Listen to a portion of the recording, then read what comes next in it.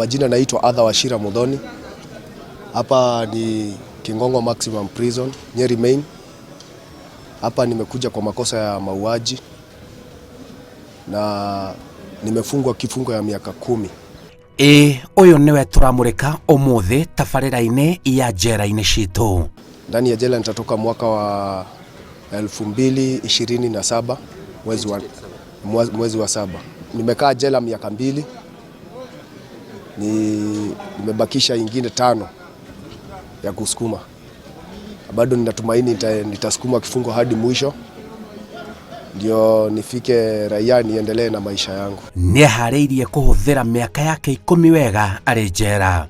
Cha kwanza nitachukua ni funzo kwangu nikiwa kijana, nisiwe mtu wa kupuuza mambo ambayo ninaambiwa na wakuu wangu.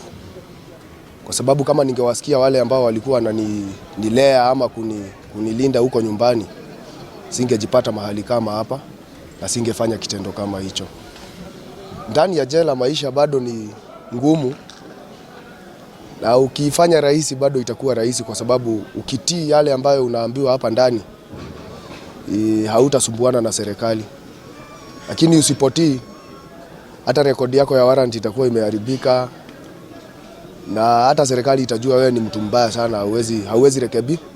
Ili hali hapa nimeletwa nijue haki yangu na nirekebike. Jawa njera uyu arĩ mwĩhang'ĩri woma. Nilikuwa nafanya kazi ya landscaping, nilikuwa dereva wa bodaboda, na bado ukiniita kwako kukiwa na ceremony na kuwa MC. Kũingĩra njera gwake arauga kwaumanire na mũirĩtu maarĩ ndũgũ.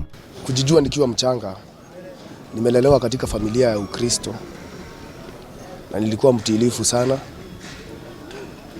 Nikasomea shule mzuri, sitakosa kusema hivyo. Nimesomea hapa Nyeri Primary na sikuwa na ugaidi hapo mbeleni.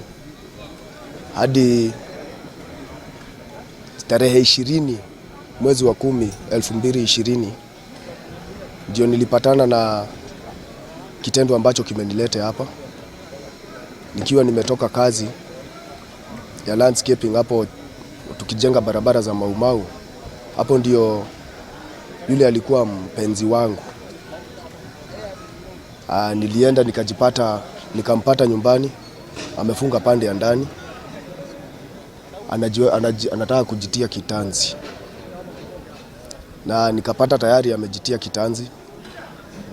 Mimi kwa kutojua kwangu nilijipata nimeshtuka, nikachukua panga nikakata ile kitanzi na nikabeba yeye nikatupa yeye mahali kwa shamba. Haya gwacokire gũgĩthia atĩa mwanake?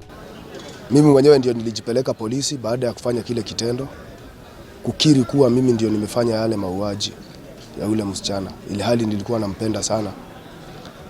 Na kutoka hapo station ya kwetu ilinichukua, kwanza nikaenda nikawaonyesha pahali mwili iko, nikawapeleka mpaka kwa nyumba kuwaonyesha mahali alikuwa amejitia kitanzi. Kutoka hapo nikaanziwa uchunguzi wa kiakili, nikapelekwa pale saa hii ndio inaitwa Mwai Kibaki Hospital. Katoka hapo nikapelekwa Provincial General Hospital kuangaliwa hali nyingine ya matibabu ambayo ninaweza kuwa na shida nayo kwa mwili.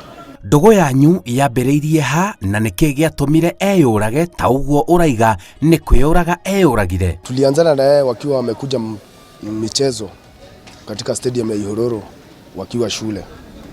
Hapo ndio tulijuliana. Siku ya kwanza nilipeleka yeye nyumbani na pikipiki. Kutoka hapo nikampea namba yangu, akaanza kunipigia, nataka tuonane weekends. Tunaonana. Na kutoka hiyo siku tukaanza uhusiano na yeye. Lakini ilifika mahali uhusiano ukazidi na ukajijenga. Akataka awe mpenzi wangu na mimi niwe mpenzi wake. Alitoroka kwao nyumbani, akakuja kwangu. On the fateful day alikuja, nilipata yeye mahali akilia. Nikamuuliza shida ni nini. Kaniambia amesumbuliwa na wazazi nyumbani, anatafuta amani pahali hatasumbuliwa. So mimi nikamwambia tunaweza enda kwangu, usiende ujifanye mambo mbaya. So nilikaa naye siku 5 kwangu. Na ilhali mimi nilikuwa nina virusi vya ukimwi sahi. Na nilikuwa nao mpaka hiyo wakati akiwa anakuja. Sikuwa nimempea information ya illness yangu. Kwa nini? Nilikuwa naona kama atanitenga ama aniache. Na sikuwa natarajia yale. Juu nilikuwa nampenda sana.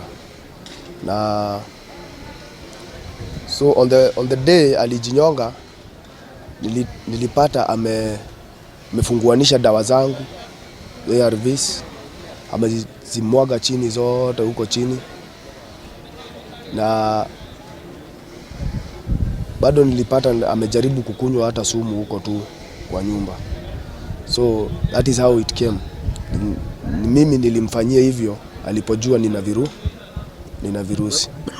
Sikumwambia. Yeye mwenyewe ndiye aliingia kwa mifuko yangu kwa nyumba akajipatia zile dawa. Sasa hii sababu kubwa ilikuwa hiyo.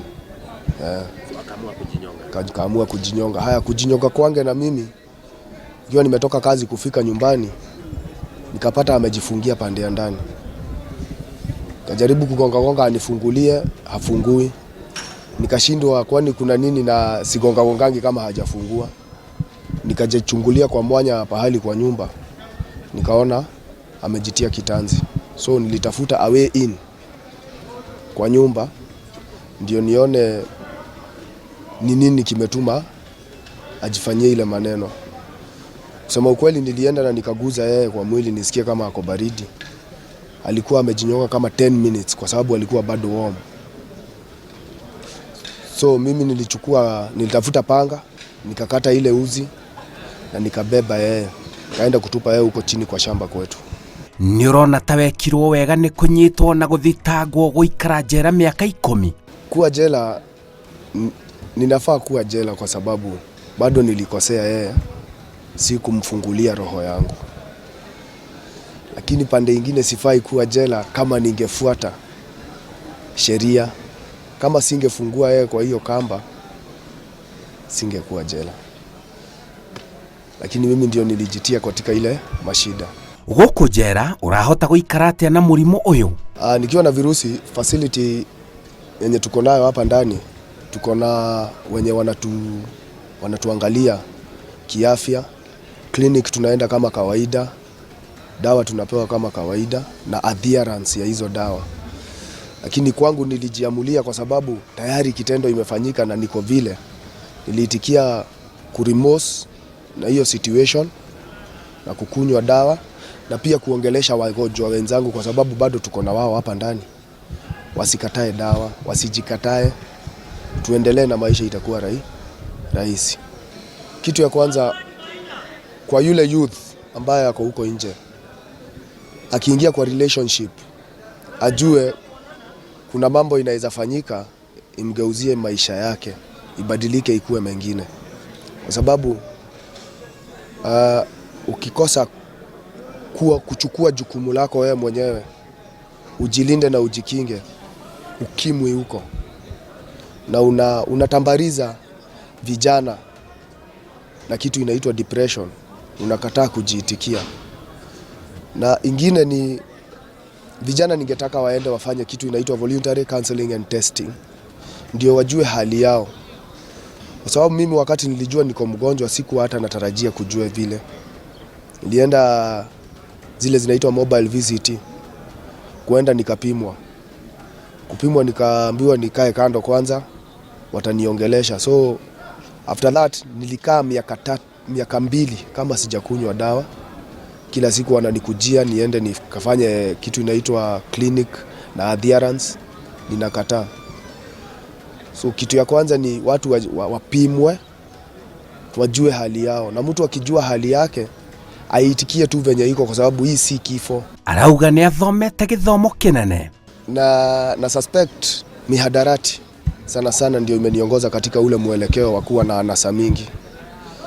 Na that is pombe, miraa, bangi, malaya. Kwa sababu niko na kitu cha kunipeleka pahali nataka kwenda kufanyia ile kitu. Hizo ndizo zilichangia mimi niwe vile. Nĩarahoya ũrekeri. Kitu cha kwanza ni kuomba msamaha. msamaha kwa mama yake na ndugu yake ambaye alikuwa rafiki yangu na dada yake, kwa kuwa kama ningekuwa nimemueleza yale, labda tungechukua mwelekeo mwingine. Ningeomba wanisamehe sana, kwa sababu siwezi rudisha ule moyo wa mwanao, na pia ningetaka wajue sio kiburi ama kuwa ati ninajulikana sana na watu kilituma nifanye vile, lakini ni hali ya maisha ilinipeleka vile, kutojiitikia. Lakini sasa niko hapa, nimejiitikia na nasukuma kifungo kawaida. Familia, nilikuwa na bibi nikiwa mwaka wa 2017, akapata mtoto akatoka akaenda kwao nyumbani. By then tulikuwa na njia ya kukinga mwenzangu na dawa, so nilimpachika mimba na hakupata virusi. Huyu sasa sikuenda through the process, nilireact fast juu alikuwa na shida. Alikuwa na depression kutoka nyumbani. Njĩtagwo Simon Kibe na ĩyo nĩ tabarĩra ya njera-inĩ citũ.